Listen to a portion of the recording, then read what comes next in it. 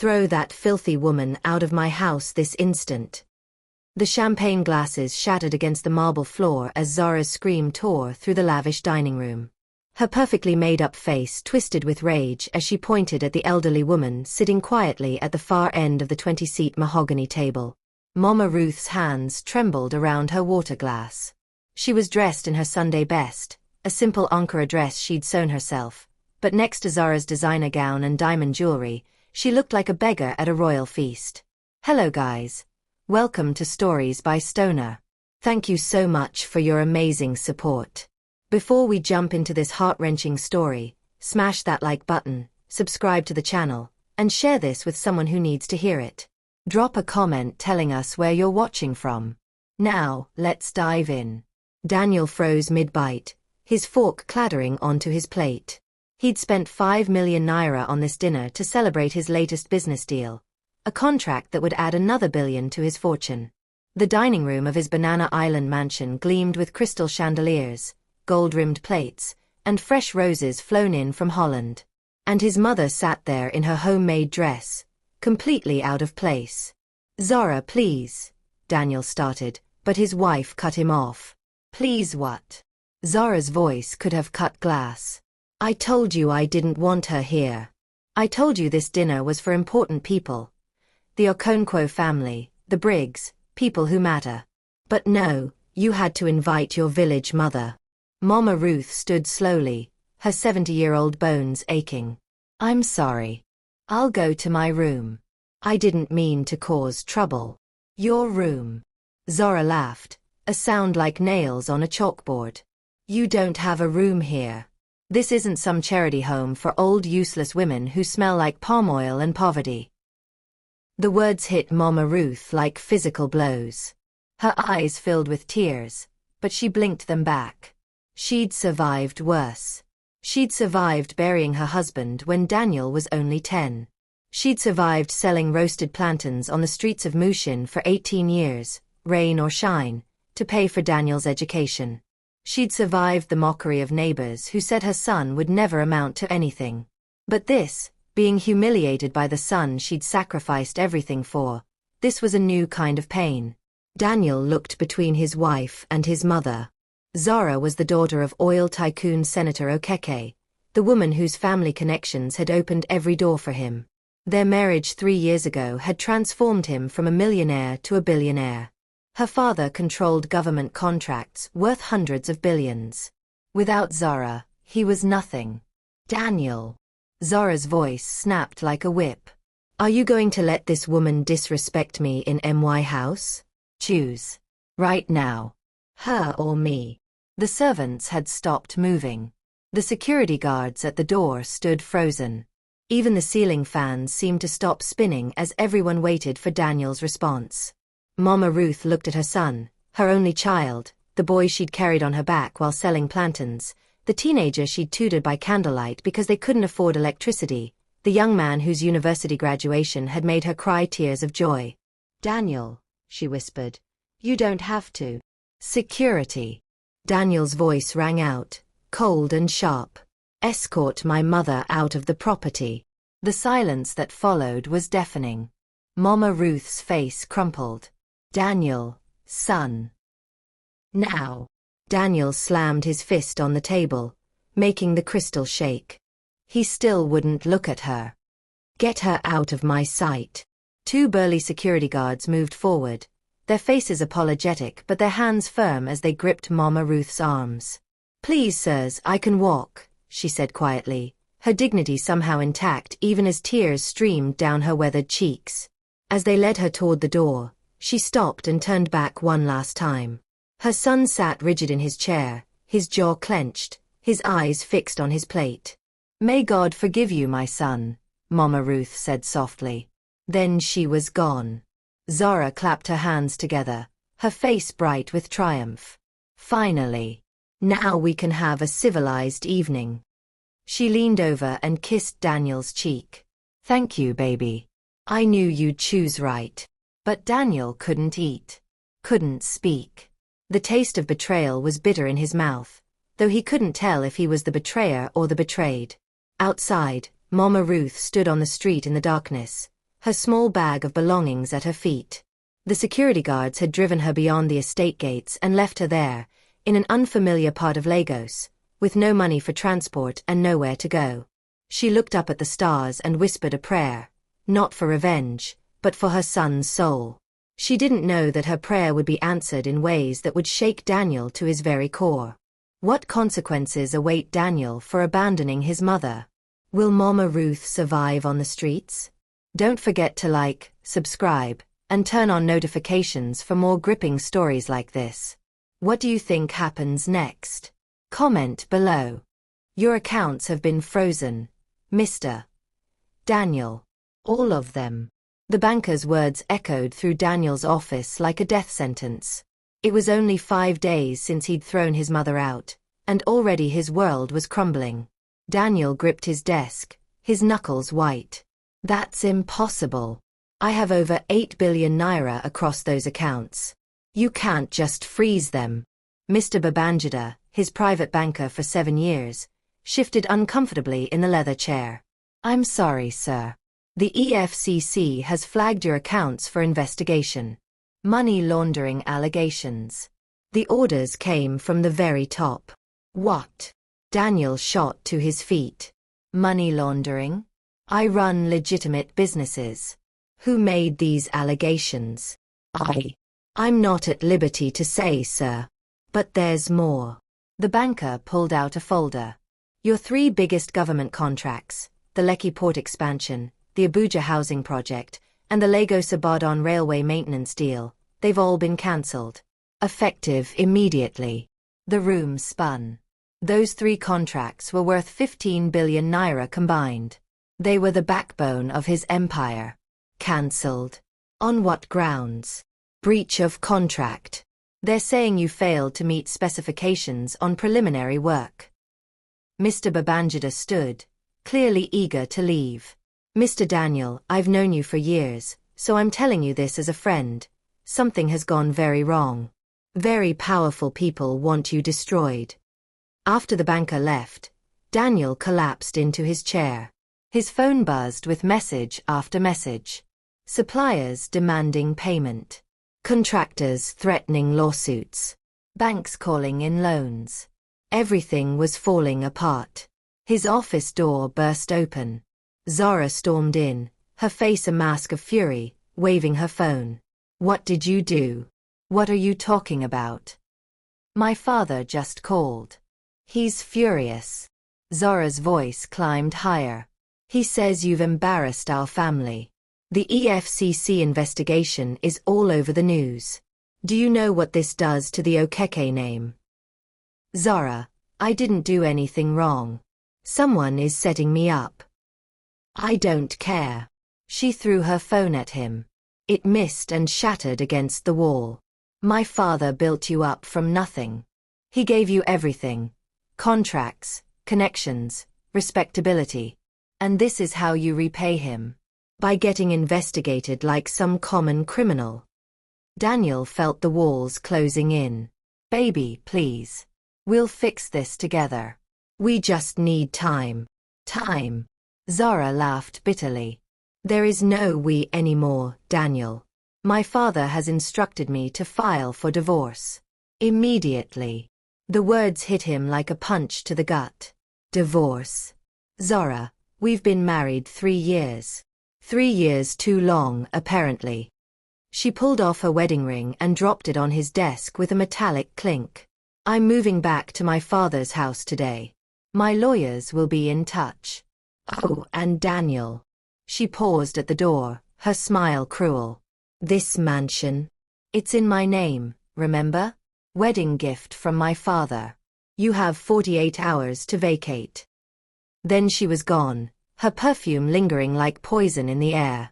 Daniel sat in the silence, his empire crumbling around him. How had this happened? 5 days ago he was untouchable. Now he was losing everything. His phone rang. An unknown number. Hello. Mr. Daniel? A woman's voice, elderly and kind. My name is Sister Blessing. I'm calling from Suralere Christian Fellowship. Your mother, Mama Ruth.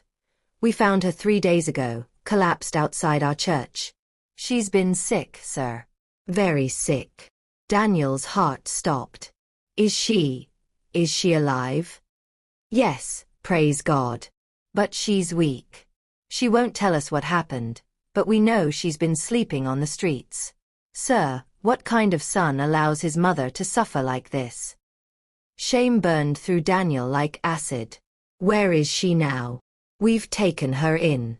Sister Ngozi, Sister Bunmi, and we're caring for her in Sister Ngozi's boys' quarters. It's not much, but it's shelter. We're market women, sir. We don't have fancy things, but we know how to take care of our own. Daniel's voice cracked. Can I come see her? There was a long pause. I'll ask her. But Mr. Daniel, you should know, she prays for you every night. Even after what you did, she prays for God to bless you and protect you. That's the kind of woman your mother is. After the call ended, Daniel buried his face in his hands. His mother, sleeping on the streets. His mother, taken in by strangers because her own son threw her away like garbage. For the first time in years, Daniel wept. He didn't know that his tears were just the beginning. He didn't know that Zara had already moved her lover, his former business partner, Yemi, into the mansion. He didn't know that Senator Okeke himself had orchestrated the EFCC investigation as punishment for disrespecting his daughter by having that village woman at their dinner. And he didn't know that Mama Ruth, despite everything, still loved him with a mother's unconditional love, a love he'd traded for money and status. His phone buzzed again. A message from the bank. Final notice. Mansion foreclosure proceedings initiated. All assets to be liquidated. Daniel stared at the message, then at his empty office, then at his wedding ring, the only piece of jewelry he had left. Will Daniel lose everything? Can he ever make things right with his mother? Don't forget to like, subscribe, and turn on notifications for more gripping stories like this. What do you think happens next? Comment below. She doesn't want to see you. Sister Ngozi stood in the doorway of her small boys' quarters in Surulere, her arms crossed over her chest. Behind her, Daniel could hear the sound of women's voices, soft laughter, and the clinking of plates. It had been 2 weeks since his world collapsed. 2 weeks since he'd lost everything. The mansion was gone. His cars repossessed. His bank accounts still frozen. He'd been staying in a dingy hotel in Acadia, watching his once mighty empire turn to dust on the evening news. But none of that hurt as much as these 4 words. She doesn't want to see you. Please, Daniel begged, standing in the hot afternoon sun in clothes he'd worn for 3 days straight. His designer suits were gone, sold to pay hotel bills. I just need 5 minutes. I need to apologize. Sister Ngozi's expression softened slightly, but her stance remained firm. Mr. Daniel, do you know what state we found your mother in? She had malaria. Her blood pressure was dangerously high. Her feet were swollen from walking the streets. She hadn't eaten in 2 days. Each word was a knife to Daniel's heart. When we asked her what happened, you know what she said? Sister Ngozi continued. She said she fell on hard times. She wouldn't tell us her own son threw her out like trash. We only found out when Sister Blessing recognized her from your wedding photos in the newspaper 3 years ago. Daniel's eyes burned with unshed tears. I know what I did was unforgivable. But she's my mother. I need to make this right.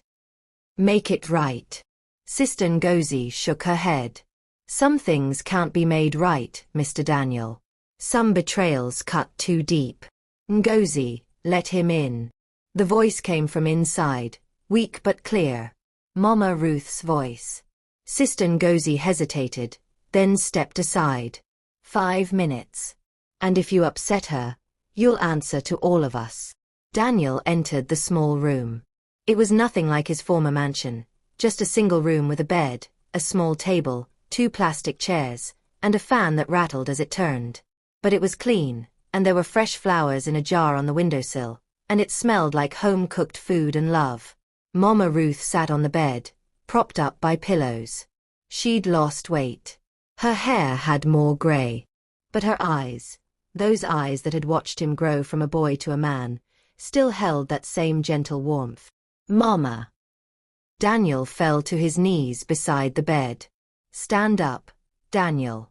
A man doesn't kneel except to God. I'm not a man, Mama. I'm a fool. A wicked, ungrateful fool.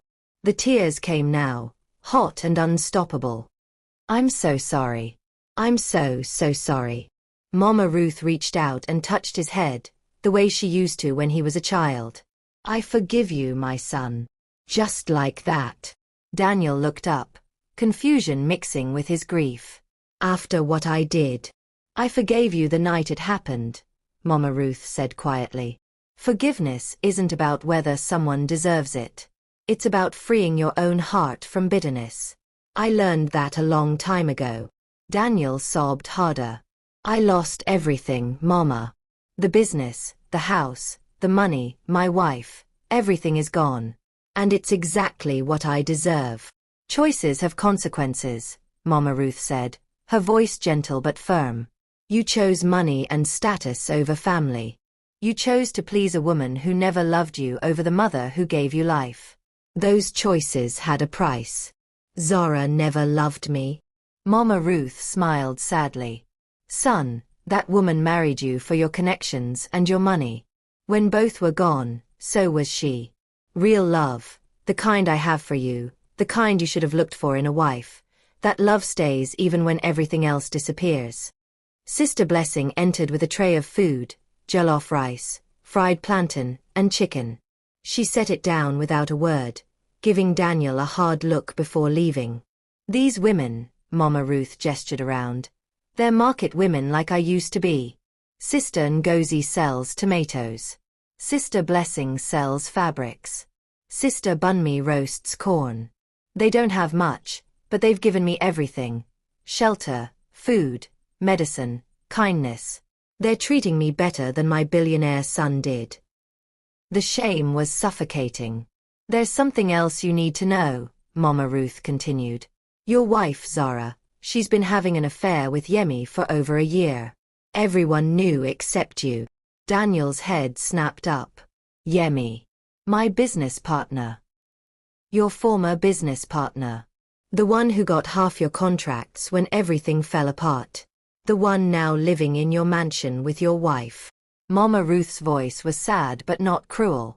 Senator Okeke orchestrated your downfall, Daniel. He wanted you destroyed so Zara could marry Yemi, the son of his political ally. You were just a stepping stone. The betrayal cut deeper than losing his money ever could. How do you know all this? Sister Blessing's daughter works as a maid in Senator Okeke's house. She hears things. She told her mother, who told me. Mama Ruth squeezed his hand. I wanted to warn you, but you wouldn't take my calls. Daniel remembered the blocked numbers, the deleted voicemails, his refusal to acknowledge his mother's existence. More shame. What do I do now, Mama? I have nothing. No money, no home, no future. Mama Ruth smiled. You have something more valuable than all of that. You have a second chance. And you have the truth about who truly cares for you. Outside, the call to evening prayer echoed from a nearby mosque. The sun was setting over Suralere, painting the sky orange and purple. Stay for dinner, Mama Ruth said. The sisters are making EBA and egusi soup. Then tomorrow, we'll figure out your next step. Together. For the first time in weeks, Daniel felt something other than despair. Hope. Hello, Stories by Stoner Family. If this story is touching your heart, please like this video and share it with someone who needs to hear it. Have you ever had to learn a hard lesson about family? Drop your thoughts in the comments below. Will Daniel rebuild his life? What will he do about Zara and Yemi's betrayal? Don't forget to like, subscribe, and turn on notifications for more gripping stories like this. What do you think happens next? Comment below. I want everything they took from me. And I want them to feel the pain I felt. Daniel sat across from Barrister Okonkwo in a small law office in Yaba. It had been 3 weeks since his tearful reunion with his mother, and something had changed inside him. The grief had hardened into something else. Determination. Barrister Okonkwo leaned back in his chair, studying Daniel carefully.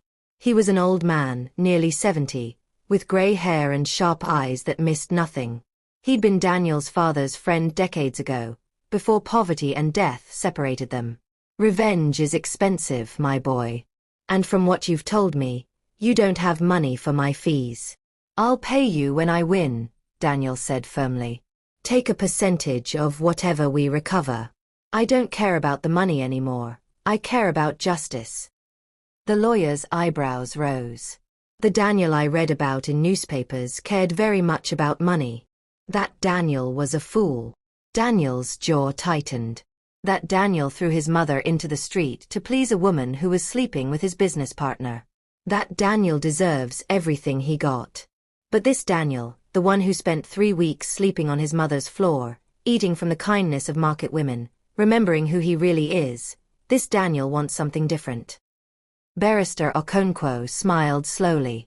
Now you sound like your father. He was a proud man, your father. A good man. He pulled out a legal pad. Tell me everything. Every detail of your business dealings with Yemi, every contract with Senator Okeke's companies, every document you signed with your wife. For 2 hours, Daniel talked. He talked about the partnership agreement with Yemi that gave them equal shares of the company.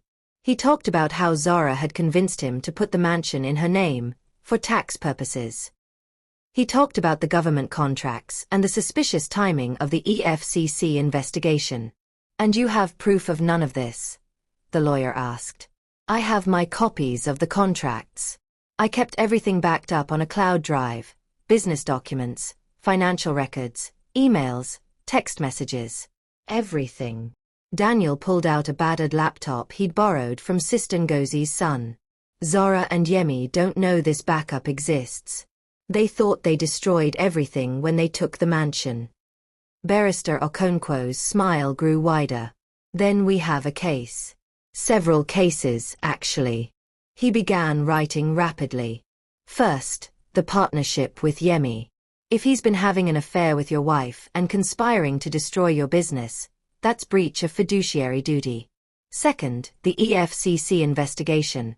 If Senator Okeke manipulated it for personal gain, that's abuse of power. Third, your wife. Adultery affects divorce proceedings, especially regarding asset division. How long will this take? Months. Maybe a year. These things don't move quickly. The lawyer looked up. And Daniel, you need to understand. Powerful people don't like being challenged. Senator Okeke could make your life very difficult. My life is already difficult, Daniel said quietly. I'm living in a boys' quarters in Suralere, borrowing clothes from church members, eating 1 meal a day. How much worse can it get? Fair point. Barrister Okonkwo stood and extended his hand. I'll take your case. But not for money, for your father's memory. He was a good friend to me when we were young. I owe him this. Daniel shook his hand, gratitude overwhelming him. Later that evening, Daniel returned to Sister Ngozi's compound. The small courtyard was alive with activity. Sister Blessing was frying akara, Sister Bunmi was braiding a young girl's hair, and children played football in the narrow space between buildings. Mama Ruth sat on a bench, shelling melon seeds, looking stronger than she had in weeks. How did it go? She asked as Daniel sat beside her. The lawyer will take the case.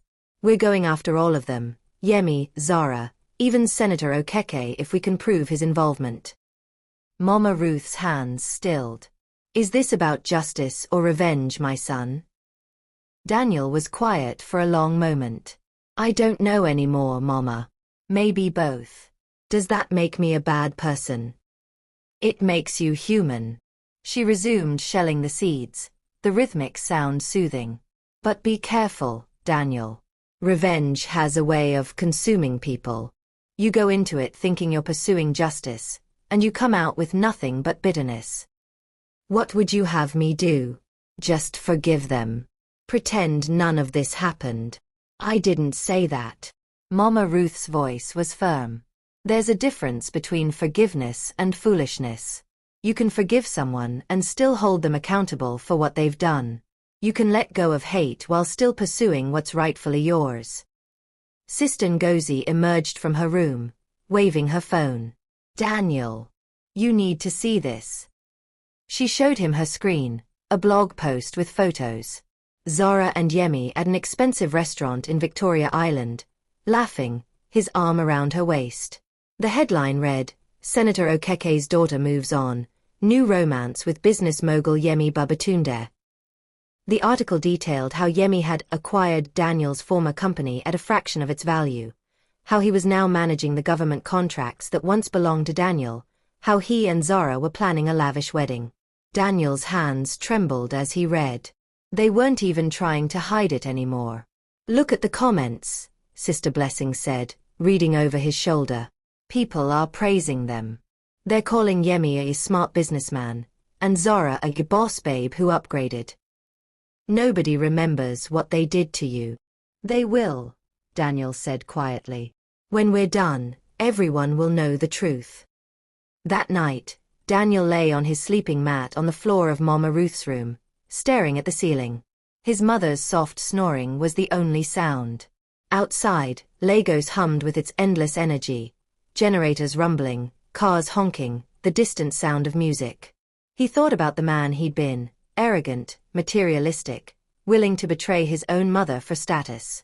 He thought about the man he was becoming, humbled, hungry for justice, learning the value of genuine relationships. His phone buzzed. A message from Barrister Okonkwo. Found something interesting in your contracts. Call me first thing tomorrow. We may have them sooner than I thought. Daniel smiled in the darkness. The fight was just beginning, but for the first time since his world collapsed, he felt like himself again. Not the billionaire who threw his mother out. The son of that market woman who taught him to never give up. Will Daniel's legal strategy work? What did the lawyer discover? Don't forget to like, subscribe, and turn on notifications for more gripping stories like this. What do you think happens next? Comment below. They forged your signature, Daniel. On everything. Barrister Okonkwo spread the documents across his desk like a prosecutor presenting evidence.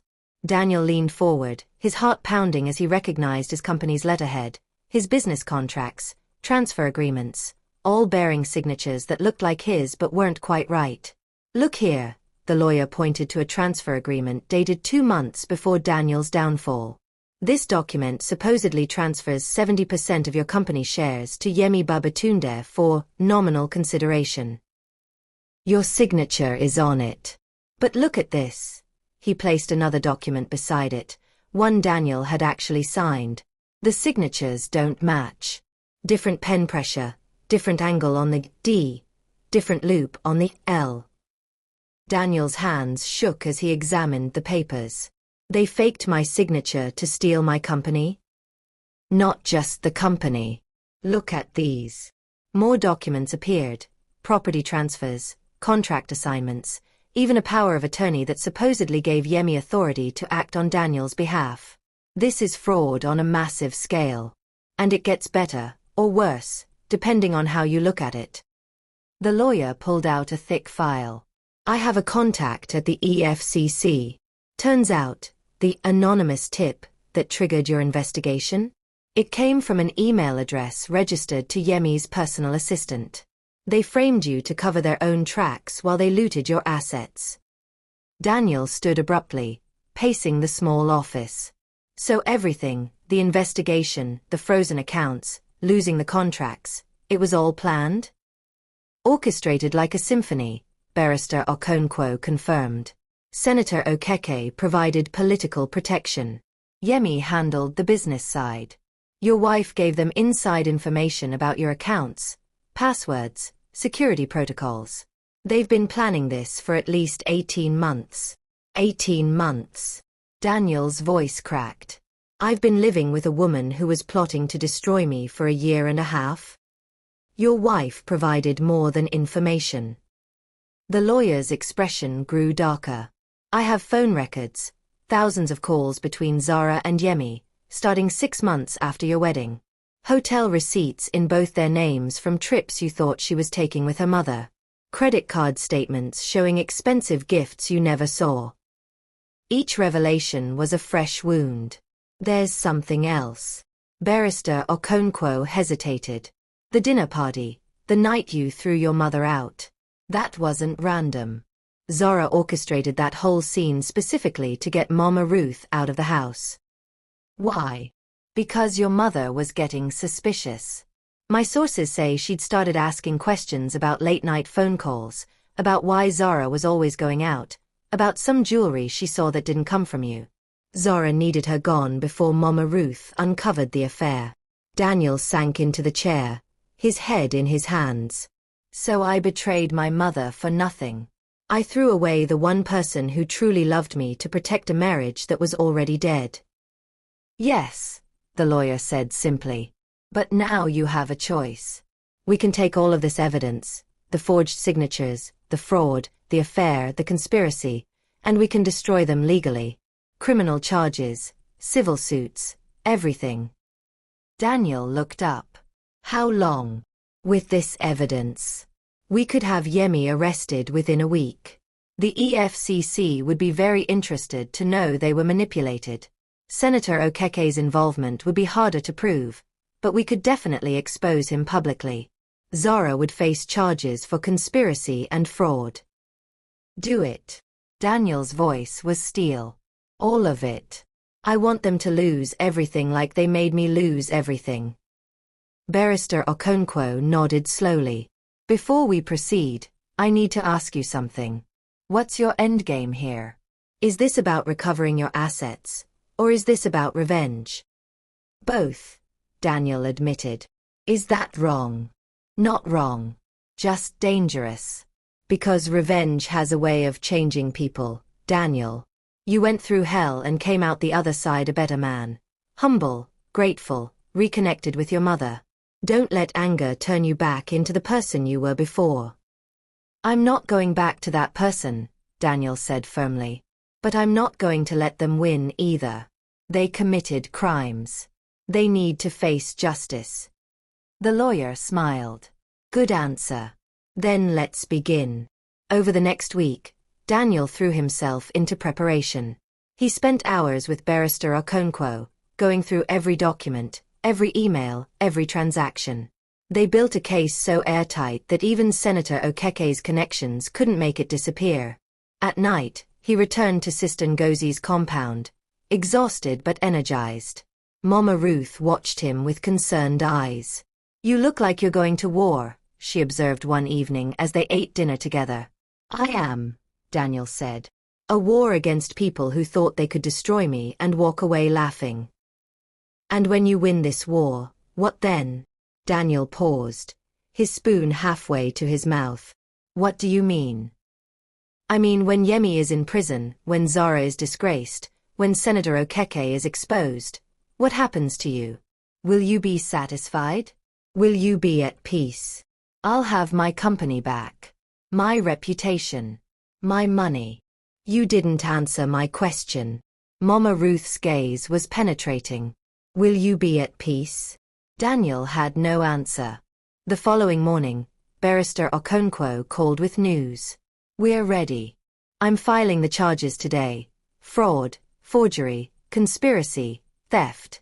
I'm also contacting the media. By tomorrow morning, this will be the biggest scandal in Lagos. Do it, Daniel said. Are you sure? Once we start this, there's no going back. Senator Okeke will come after you with everything he has. Daniel thought about his mother, sleeping on the streets because he'd valued status over family. He thought about Zara and Yemi, laughing together in his former mansion, celebrating their victory. He thought about the market women who'd taken him in when he had nothing, teaching him what real wealth looked like. I'm sure, he said. Let's finish this. That evening, Daniel sat with Mama Ruth in the small courtyard. The sunset painted the Lagos sky in brilliant oranges and reds. The lawyer files the charges tomorrow, he told her quietly. Mama Ruth nodded. And you're certain this is what you want? They destroyed me, Mama. They deserve to pay. They do, she agreed. But make sure you're seeking justice, not just revenge. There's a difference, my son. Justice restores what was broken. Revenge just breaks more things. Daniel looked at his mother, this woman who'd forgiven him for the unforgivable, who prayed for him even when he didn't deserve it, who'd lost everything but kept her dignity and grace. How do I know which one I'm doing? He asked. You'll know by what you feel when it's over. If you feel peace, it was justice. If you feel empty, it was revenge. That night, Daniel lay awake, thinking about his mother's words. Tomorrow, the war would begin. The question was, what kind of man would he be when it ended? Will Daniel's quest for justice consume him? What will happen when he confronts his enemies? Don't forget to like, subscribe, and turn on notifications for more gripping stories like this. What do you think happens next? Comment below. EFCC. Open the door. We have a warrant for your arrest. The banging on the mansion door echoed through the early morning quiet of Banana Island. Inside, Yemi Babatunde jolted awake, his heart racing. Beside him, Zara sat up, her expensive silk nightgown twisted around her. What's happening? She hissed. Before Yemi could answer, the door crashed open. Armed EFCC officers in their signature jackets flooded into the bedroom, their faces stern and professional. Yemi Babatunde, you are under arrest for fraud, forgery, conspiracy to commit theft, and money laundering, the lead officer announced, pulling out handcuffs. You have the right to remain silent. This is insane. Yemi shouted as they cuffed him. Do you know who I am? Do you know whose house this is? We know exactly who you are, Mr. Babatunde. And we know this house belongs to Mrs. Zara Okeke Daniel, who is also wanted for questioning. The officer turned to Zara. Ma'am, you'll need to come with us as well. Zara's face went pale. My father is Senator Okeke. You can't do this. Your father is also under investigation, ma'am. Now, are you coming voluntarily, or do we need to arrest you too? Across town, Daniel stood in Barrister Okonkwo's office, watching the news on television. The headlines scrolled across the screen. Billionaire businessman arrested in massive fraud scheme. Senator Okeke's daughter implicated in conspiracy. Forged documents reveal elaborate plot to steal company. His phone hadn't stopped ringing. Reporters, former business associates, people who'd ignored him for months suddenly wanted to talk. How does it feel? Barrister Okonkwo asked quietly. Daniel watched Yemi being led out of the mansion in handcuffs, cameras flashing, reporters shouting questions. He waited for the satisfaction, the triumph, the vindication. Instead, he felt hollow. I don't know, he admitted. His phone buzzed. A message from Sister Blessing. Your mother wants to see you. Come home. Home. Not the mansion. Not some luxury penthouse. A boys' quarters in Suralere. That was home now. When Daniel arrived, he found Mama Ruth sitting in the courtyard with Sister Ngozi, Sister Blessing, and Sister Bunmi. They were watching the news on Sister Ngozi's small television, their faces serious. Sit down, Daniel, Mama Ruth said gently. He sat, suddenly feeling like a child called before his mother for discipline. You got what you wanted, she said. They're arrested. The truth is out. Your company will be returned to you. The courts will restore your assets. You've won. Yes, Daniel said. But the word tasted bitter. Then why do you look so miserable? Daniel couldn't answer. He watched the screen as they replayed Zara being led to the EFCC vehicle, her designer clothes and makeup smeared from crying. He thought about Yemi in a jail cell. He thought about Senator Okeke's political career crumbling as the media exposed his corruption. I thought I'd feel better, he finally said. I thought justice would feel different. That's because this wasn't just about justice, was it? Mama Ruth's voice was gentle but firm. Some of it was revenge. And revenge never satisfies, my son. It just leaves you empty. Sister Ngozi leaned forward. Daniel, I'm going to tell you something my grandmother told me when I was young. She said, when you set out on the path of revenge, dig 2 graves, one for your enemy and one for yourself. But they deserved it. Daniel protested. They destroyed me. They did, Mama Ruth agreed. And they're facing consequences for their actions. The law is handling it. But you need to decide who you want to be. Do you want to be the man consumed by what was done to you? Or do you want to be the man who rises above it? I don't understand, Mama. You told me choices have consequences. You said they needed to face justice. And they are, she said. But there's a difference between pursuing justice and letting anger consume you. Look at yourself, Daniel. You've been so focused on destroying them that you haven't thought about rebuilding yourself. Sister Blessing stood and brought Daniel a glass of water. Your mother is right. We've been watching you these past weeks. You barely eat. You don't sleep. All you do is plan their downfall. That's not living, Daniel. That's just existing in your pain. The truth of their words hit Daniel like a physical blow. They were right. He'd been so consumed with revenge that he'd forgotten to heal. He'd forgotten to move forward. What do I do? He asked quietly. You let it go, Mama Ruth said. Not the legal case. That needs to proceed. But the hate, the anger, the need to see them suffer. You let that go. Because holding on to it will poison everything good that could come from this. Daniel's phone rang. Barrister Okonkwo. Daniel, the EFCC wants to meet with you tomorrow. They're returning your seized assets, reinstating your business licenses, everything. And there's more. Yemi's assets are being frozen. The courts are ordering him to pay restitution. You're going to get everything back, plus damages. How much? Daniel asked numbly. Conservatively. 12 billion naira. Maybe more once all the assets are assessed. 12 billion. More than he'd lost. Enough to rebuild his empire twice over. Thank you, barrister, Daniel said and hung up. He looked at his mother. I'm going to be rich again. Richer than before. And what will you do with it? Mama Ruth asked. Daniel looked around the small courtyard, at Sister Ngozi who sold tomatoes to feed her 3 children, at Sister Blessing who woke at 4 a.m. every day to run her fabric stall, at Sister Bunmi who roasted corn in the hot sun. These women who'd taken in a stranger because it was the right thing to do.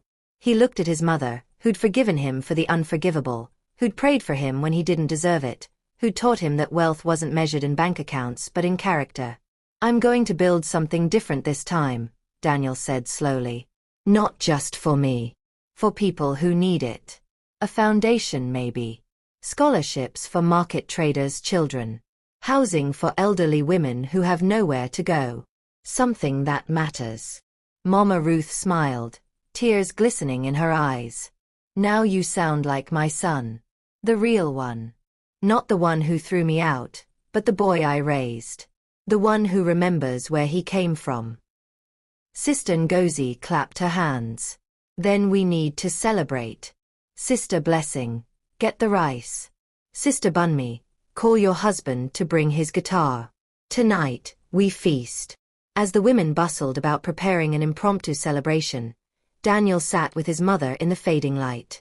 Mama, when I get my money back, I'm buying you a house. A real house. With a garden and... No. Daniel blinked. No. I'm happy here, Mama Ruth said firmly. These women are my family now. This community is my home. I don't need a mansion, Daniel. I just need to know my son has learned what truly matters in life. And have I? Mama Ruth took his hand. You're learning. You stumbled, you fell, you hit bottom. But you got back up. You remembered who you are. That's all a mother can ask for. That night, as they ate jollof rice and fried fish under the stars, as Sister Bunmi's husband played his guitar and the neighborhood children danced, Daniel felt something he hadn't felt in months. Peace. Not because his enemies were defeated. Not because he was getting his money back, but because he'd found something more valuable than wealth. He'd found himself again. The next morning, Daniel woke early. He had a meeting with the EFCC, then with his lawyers, then with bankers eager to work with him again. His resurrection was complete. But first, he knelt beside his mother's bed and did something he hadn't done since he was a child. He prayed. Not for revenge. Not for wealth. Just for the wisdom to use his second chance wisely. Mama Ruth woke and found him there, tears streaming down his face. "Thank you, Mama," he whispered. "For never giving up on me. For showing me what real love looks like. For teaching me that the measure of a man isn't in his bank account, it's in his character." She pulled him close, this son who'd betrayed her and been reborn. "You're welcome, my child. Now go out there and show the world who Daniel really is. Not the billionaire who threw his mother out, but the man who learned that family, dignity, and love are worth more than all the money in Lagos." Thank you so much for watching this powerful story on Stories by Stoner. If this touched your heart, please like this video, share it with your family and friends, and subscribe for more inspiring African stories. Remember, wealth means nothing without character, and success means nothing without family. Drop a comment telling us what lesson you learned from Daniel's journey. May God bless you, and remember, it's never too late to become the person you were meant to be. See you in the next story.